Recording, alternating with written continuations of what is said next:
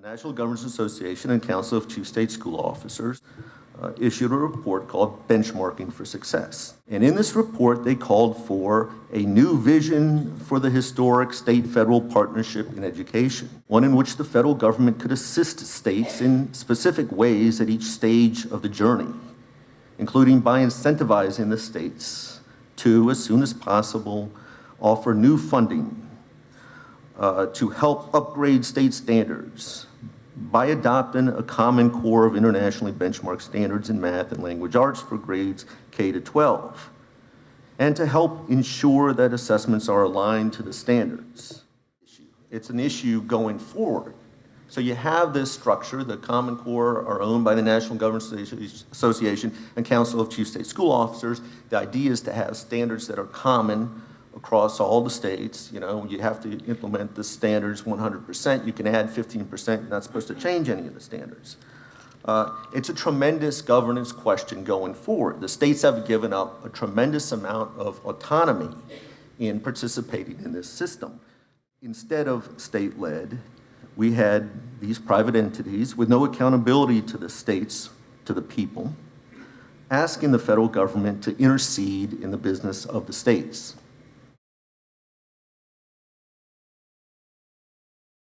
Now, critics, like those of us that are gathered here of national tests, maintain that what is tested is going to be what is taught, and that the combination of national tests, national standards, the race to the top grants, and the No Child Left Behind waivers that the national government is putting out put America on the road to a national curriculum.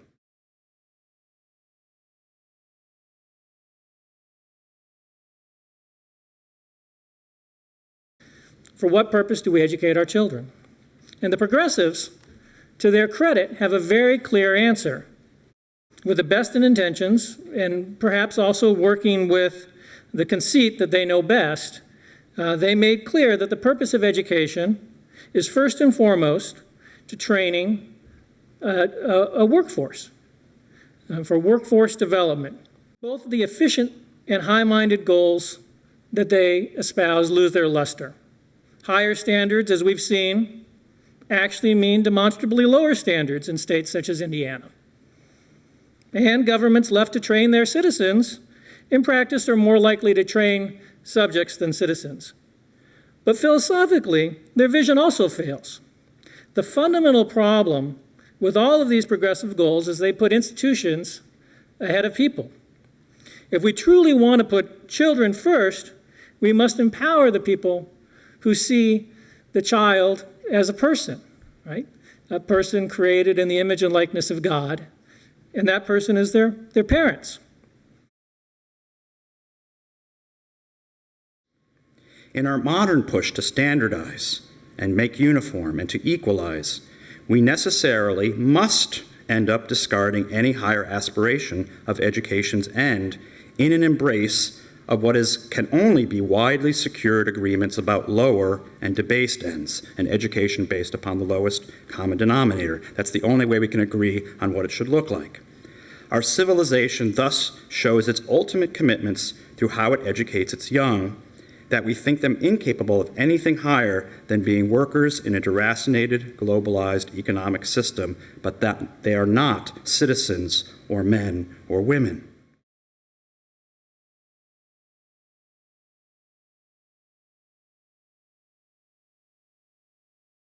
Now, in ELA, the two lead standards writers were David Coleman and Susan Pimentel, neither of whom had experience teaching English either in K-12 or at the college level. Neither of them had ever published serious work on K-12 curriculum and instruction. Neither had a reputation for scholarship and research. They were virtually unknown in the field of English language arts, and English teachers at the high school level really resent this to this day. But they had been chosen to transform ELA education in the U.S. Who recommended them and why, we still do not know. Eventually, by July 2009, CCSSI revealed the names of the 24 members of what was called the Standards Development Work Group, which was designated as developing these two sets of standards. What did the ELA work group look like? Its makeup was quite astonishing. It included no English professors or high school English teachers. This was the group developing college and career readiness standards for English language arts. How could you have legitimate standards without the two groups of educators who know the most about what students should and could be learning in secondary English and reading classes? This is the first clue that there was something very wrong about this project. CCSSI also released in July the names of individuals in a larger feedback group, much larger. This group included one English professor and one high school English teacher. By that time, it had sunk in that there was something wrong with who was talking about English language arts. Because both work groups, the one for math and the one for ELA, worked in secret without open meetings, sunshine law minutes of meetings, or accessible public comment, we have no idea to this day why they made the decisions they did, if they made any decisions, and what the standards writers did with them. As a condition of membership, all the members had to agree to 10 conditions. This was pretty soon after we met in September, among which were the following, and I'm not going to quote all of them. The only two important ones at this point are ownership of all the Common Core state standards resides exclusively with CCSSO and the NGA. We were told that right from the outset. It didn't occur to me how important this was at the time. This one must have just slipped by me because I never thought about how you could have public standards if they were owned by an outside group that was private. The other one was the one that I used to talk about often with Jim. It says, I agree to maintain the deliberations, discussions, and work of the validation committee, including the content of any draft or final documents that such a committee might produce, on a strictly confidential basis. Now, I had been on many town committees and on a state board of education, as well as in a state department of education. This was not a civic procedure for the development of state standards.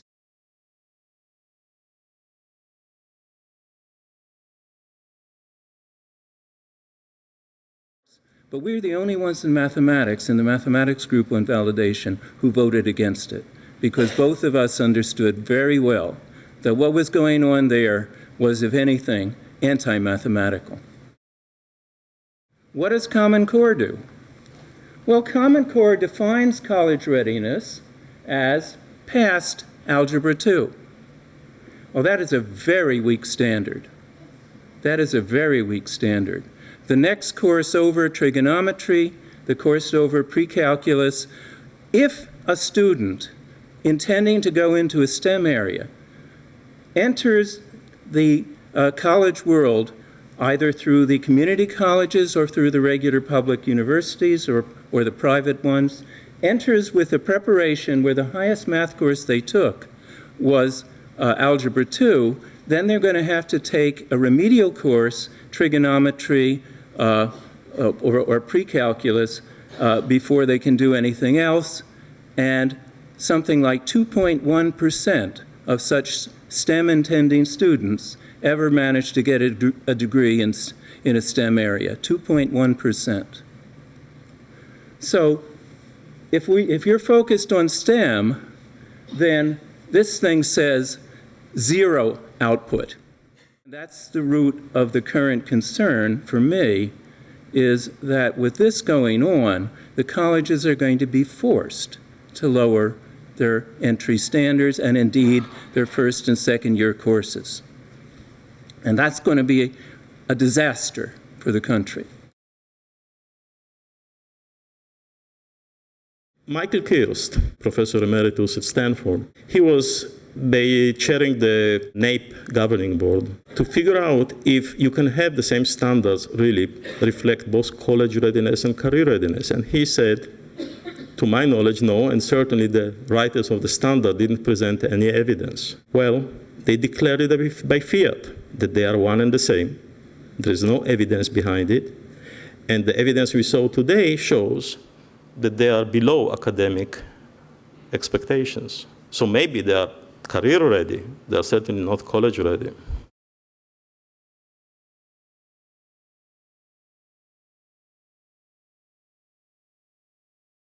It's not apparent that the individual standards were tied to any research.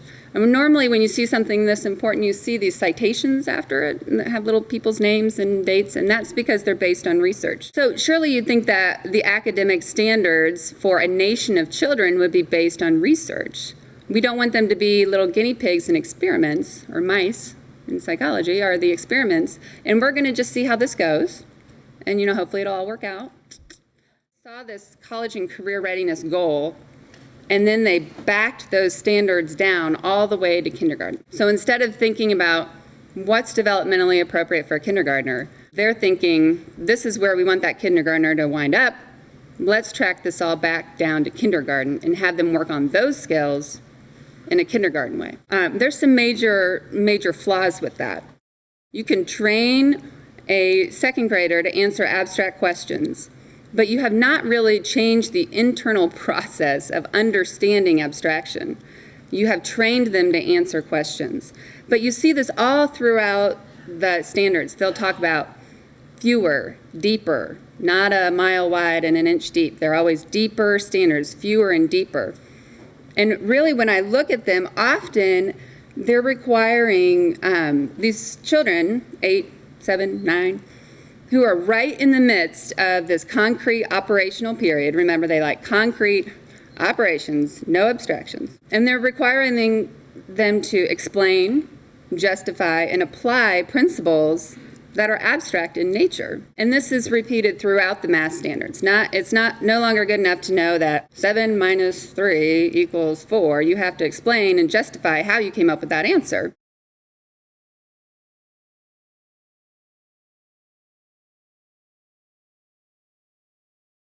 For the Common Core test that came out of New York this spring, for example, they penalized children for getting the right answer with the wrong method. So if we're talking about Common Core having, supposed to be, you have freedom within the classroom, you can get to the goals of Common Core whatever way you want, but that test comes in with the ratchet and says, oh, but if you didn't teach this method, look, all your kids are going to score, they can't get the multiplication problem right, even though they know how to multiply. They can change the test to push the sort of teaching that they want to be occurring in schools. So even teachers who in the past, you've heard this probably if you talk to a teacher, oh, I've just closed, I closed my door and I ignore them, it's another fad, I've seen 5 of them in the past 20 years.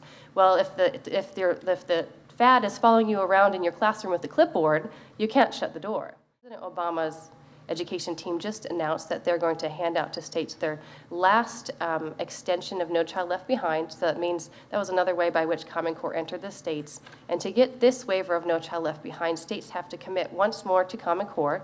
But not only this, they have to commit to using the results from teacher evaluations to redistribute the good teachers across school districts in the state. I'm not kidding. Literally, if you're a principal and you identify certain teachers as good, you have to present the federal government with the plan of how you will make sure that no school district has more percentages of the rated good teachers than other school districts.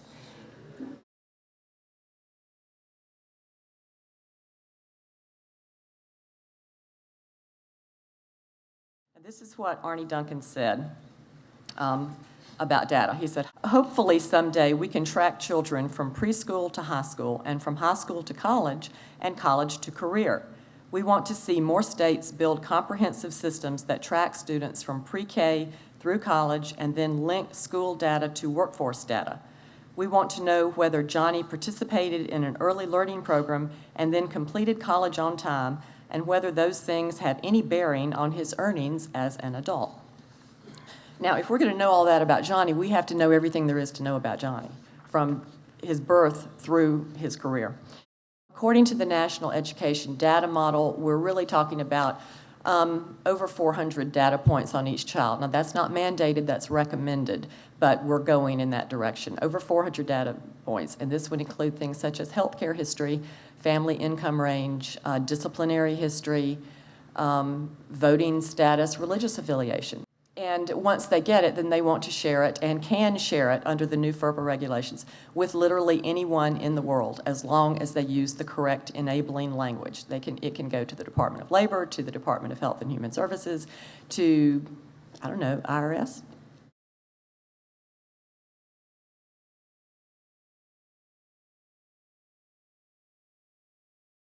I've had recently some Common Core proponents, when looking at the evidence presented by Dr. Milgram and Dr. Werman, they say, well, okay, well, but what's the harm? We needed to try something.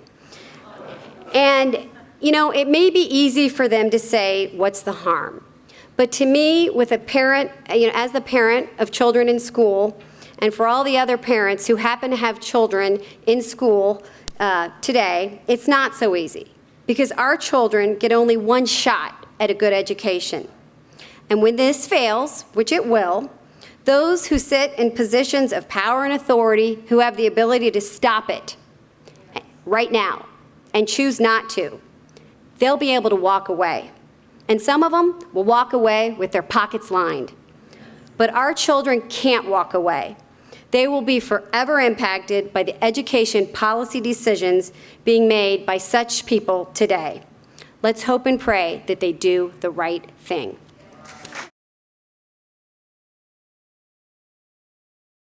I decided to look on my own to get a better understanding of what drove Common Core. I mean, what is it that they point to that says these are the reasons we are making these decisions and changes? So needless to say, I was shocked.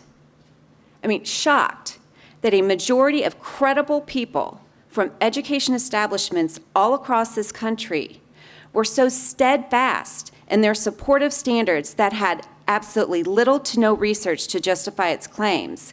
In fact, it seemed as if the research pointed in the opposite direction of the path the Common Core was taking, and reliable data and research was being ignored.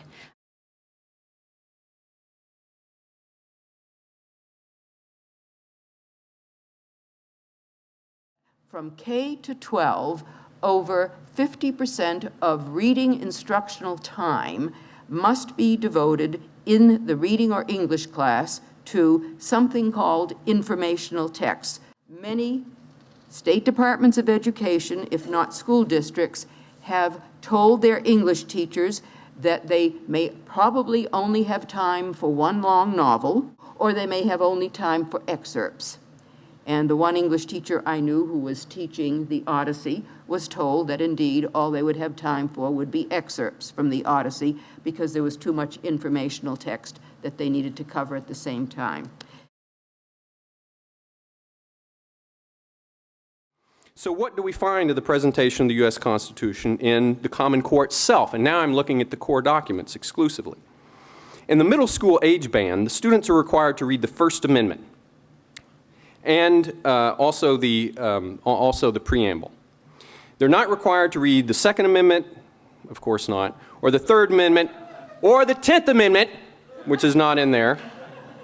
Apparently, the young critical thinkers we are told the Common Core will be making are not ready for the Constitution by the 8th grade, even though the core knowledge sequence, which is a well-known K-8 curriculum used by a lot of charter schools and a few district public schools, has students read the entire U.S. Constitution in the 8th grade. More surprisingly, students are not required to read the whole Constitution in the 11th or the 12th grades, only the Bill of Rights. Now, we could be charitable and say that the students will be reading the Constitution in government or history. If so, then why are we given the Bill of Rights in English and a book on the Constitution in the History Social Studies section of the Appendix B, but not the Constitution itself? Well, the brief selection taken from that book is more alarming, and this is a modern book that was written. The selection does not explain federalism, checks and balances, or the separation of powers, the rule of law, or the authority of we the people, things that we would expect to find in an introduction to the Constitution. Rather, the selection, having been so heavily edited that it does not even make complete sense, is riddled with incendiary language such as vicious, masterclass, and ugly. What I derive from this is that we cannot count on students to read the whole Constitution themselves. We cannot introduce a complex informational text such as Madison's classic Federalist Numbers 10 or 51.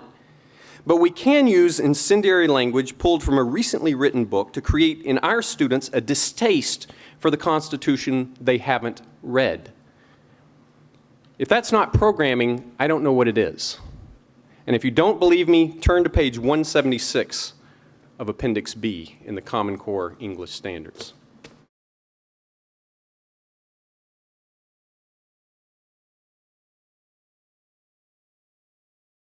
But I think for the purposes of a discussion about school choice, it's also important to realize that the major drivers behind Common Core, the Governors Association, the Council of Chief State School Officers, the U.S. Department of Education, the American Federation for Teachers, the National Education Association, the PTA, the Gates Foundation, in Achieving, on top of having, over the last 25 years, a very poor record on academic standards and improving student achievement, frankly, anywhere, they're also, none of those folks are advocates of school choice.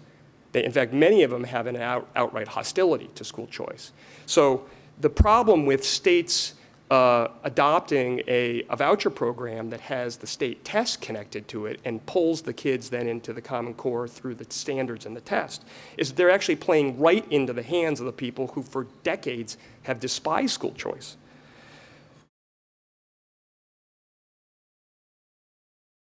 The goal is to include the data of all students, homeschool, private school, and of course public school students, in these statewide longitudinal data systems. How will this data be protected? What will be included in it? It's frankly Orwellian and very, very concerning, I think, to every parent.